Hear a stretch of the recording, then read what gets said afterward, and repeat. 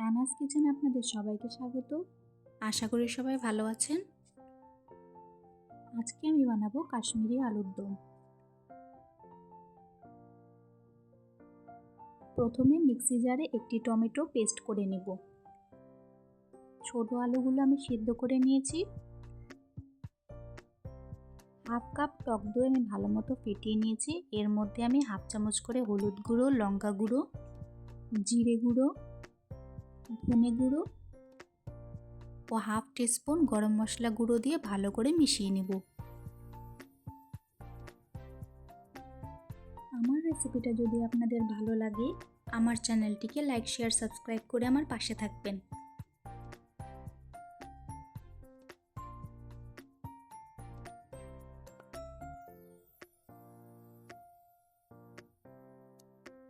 কড়াই গরম করে 1 টেবিল স্পুন তেল দিয়ে লঙ্কা গুঁড়ো দিয়ে দিব। আলুগুলো এর মধ্যে দিয়ে ভালো করে ভেজে নেব। আলুর মধ্যে বেশ সুন্দর একটি রং চলে আসবে।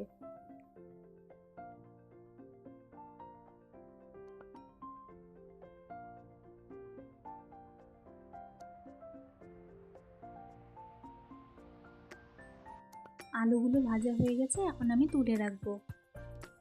কড়াইয়ে 1 টেবিল স্পুন তেল দিয়ে 1/4 টিস্পুন জিরে, একটি তেজপাতা ও একটি শুকনো লঙ্কা ফোড়ন দিব।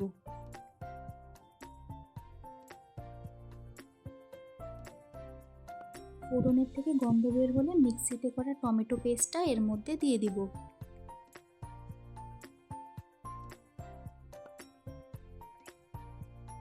হাফ টিস্পুন আদা বাটা দিয়ে দিলাম।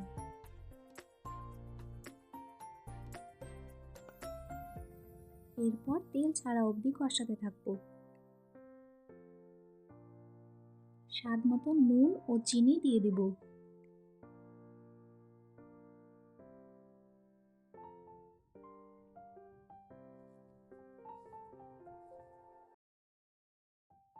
তেল ছেড়ে এসেছে, এখন আমি গ্যাসের ফ্লেম লো করে টক দইয়ের পেস্টটা এর মধ্যে দিয়ে দিব।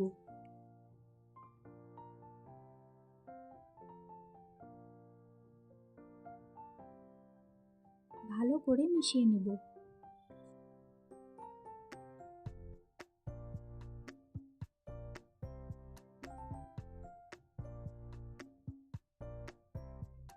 ভালো করে মশলা কষানো হয়ে গেছে, এখন আমি ভেজে রাখা আলুগুলো ছেড়ে দিব।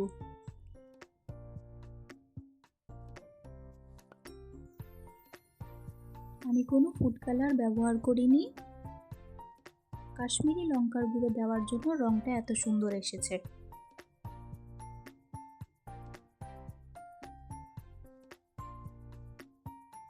দু তিনটে কাঁচা লঙ্কা চিড়ে দিয়ে দিব আর 2 টেবিল স্পুন জল দিয়ে দিব। রুটি পরোটা দিয়ে এই কাশ্মীরি আলুর দম খাওয়ার মজাই আলাদা।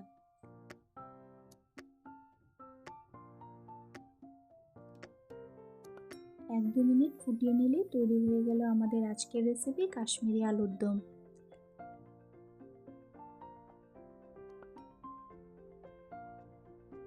আমার রেসিপিটা ফলো করে কাশ্মীরি আলুর দম বানিয়ে খাবেন, আশা করি ভালো লাগবে।